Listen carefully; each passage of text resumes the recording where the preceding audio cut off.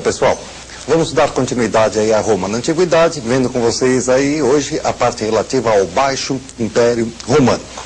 O Baixo Império Romano é um momento que vai de 235 ao ano de 476.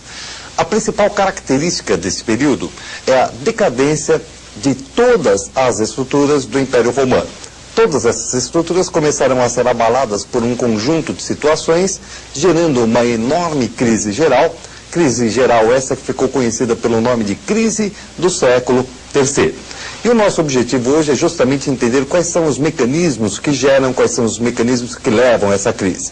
É fundamental você lembrar, antes de mais nada, que não existe um elemento determinante dessa crise ou um elemento que provoque essa crise.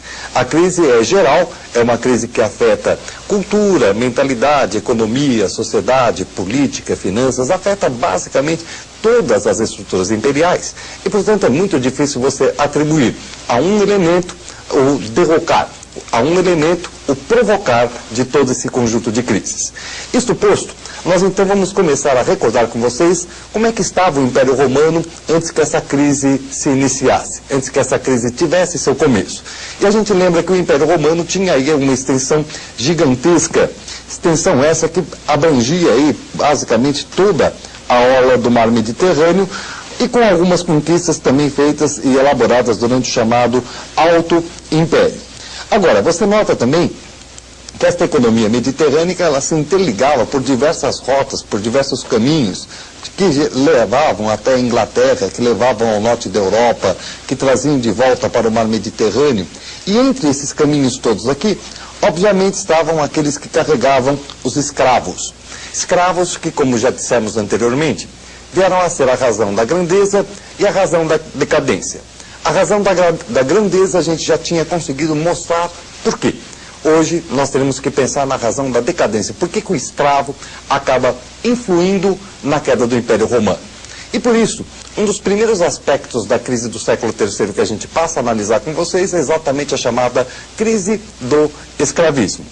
Na crise do escravismo, nós podemos observar então nesse nosso primeiro resumo um conjunto de situações que virão a partir do momento em que os escravos comecem a se tornar bastante escassos dentro de Roma, comecem a se tornar bastante difíceis dentro de Roma. E quais são os elementos que geram isso? Quais são os elementos que promovem isso? Lembram-se da Pax Romana? A Pax Romana estipulava uma redução das conquistas para a consolidação das fronteiras. Olha, você tirou o pé do acelerador. Você reduziu a velocidade das conquistas. Se você reduziu a velocidade das conquistas, você deixou de conquistar muitos povos e muitos territórios. Portanto, você forneceu uma quantidade menor de escravos para dentro do Império. Se você ofereceu uma menor quantidade de escravos dentro do Império, obviamente a tendência do preço do escravo é se elevar. E aí é que as coisas começam. A gente se faz então uma pergunta. Como é que vivia o escravo? E quanto tempo de vida útil esse escravo possuía dentro do Império? Bom, o escravo levava uma vida de cão, como você pode imaginar. E a vida útil de um escravo ficava entre os 8 e os 12 anos, no máximo. Feito isso, você tinha que pegar então o seu carrinho, ir até o supermercado, comprar um novo conjunto de escravos. Só que você estava habituado a ir ao supermercado, chegava lá na prateleira, encontrava aquele monte de escravos, o escravo escolheu um novo lá, o escravo do ano, o escravo último modelo, colocou o escravo dentro do seu carrinho, quando você estava na fila do caixa, chegou aquele rapazinho lá com o revolvinho e começou a remarcar. E você percebeu que você não tinha condições de levar a quantidade de escravos que você precisava. Resultado, você trouxe metade do que você precisava, não conseguiu um número de escravos suficientes. E qual é a primeira atitude que você tem que tomar? Óbvio, você tem que fazer aqueles escravos que restaram durarem um pouquinho mais. Então agora você começa a tratar o escravo um pouquinho melhor.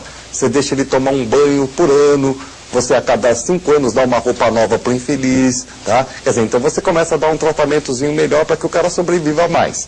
Mas é óbvio, veja que você está gastando mais dinheiro para produzir uma quantidade menor de produtos. Resultado. Aonde é que você vai descontar isso? Claro, na hora em que você vende a tua produção. Quem é que costuma comprar a tua produção? O romano. Lembra aquela história da política de importações? Pois é, a Itália tinha que comprar. E a Itália estava acostumada a chegar lá na sua província e comprar o seu saquinho de trigo pelo preço de 10 mil cruzeiros. Ótimo, quanto é que você estaria cobrando agora? Pensa nesse preço assim, é isso mesmo. É só você mudar o ponto, em vez de ficar colocando um número novo. Em vez de ser 10 mil, passa para 100 mil. Você muda a vírgulazinha lá, maravilha, joia. Só que o romano estava habituado a comprar por 10, chegou lá, estava 100 mil. Ele pode levar a mesma quantidade que ele está habituado? Não. Mas aí vem aquela pergunta dramática. Ele pode deixar de comprar a mesma quantidade que ele está habituado? A resposta a esta pergunta é também não. E por que não? Quando você está em casa, seu pai vira para você, olha filho, lembra daquele bife semestral que a gente comia, tal, etc. Ele fala que vai ter que ser anual. Você pode ficar muito bravo, mas você não vai sair mordendo o seu pai por causa disso. E por que você não pode apertar o cinto em Roma antiga? Não vem com aquela explicação de que em Roma não se usava cinto, pelo amor de Deus. Qual é a razão pela qual o romano não pode reduzir a compra de trigo? A razão pela qual o romano não pode reduzir essa compra está lá nas consequências da conquista, lembra? A clientela, aquele bando de marginais. Você explicar para um filho que você vai ter, em vez de 3 refeições, uma só, é uma coisa. Agora, para você explicar para aquele bando de marginais que em vez de 3, eles vão passar a ter uma refeição por dia, esses fazem da cidade a maior polvorosa do mundo. Então você tinha que comprar. Você tinha que comprar, mas não tinha dinheiro para comprar. Então, o que você faz para conseguir isso? Primeiro, aumenta a tributação. Mas você sabe que imposto não ajuda muito não, porque o indivíduo que paga o imposto repassa para a mercadoria que ele vende e assim vai, né? Aí vai comendo aquela coisa rápida, tal, o preço vai se elevando cada vez mais. Então qual é a palavrinha mágica para você comprar aquilo que você não pode comprar? É ela mesma. Aquela palavra que você está cansado de ouvir e que vem a ser a 8ª maravilha do mundo. Uma das melhores coisas que Deus pôs sobre a face da terra. A inflação, gente. A inflação. Os romanos faziam inflação, olha que maravilha. Lá desde a antiguidade, Roma já está fazendo inflação, aquela coisa toda, e compra. Só que você conhece bem o efeito da inflação, né? Ele comprou por 100 mil. Quanto é que vai estar da próxima vez, gente?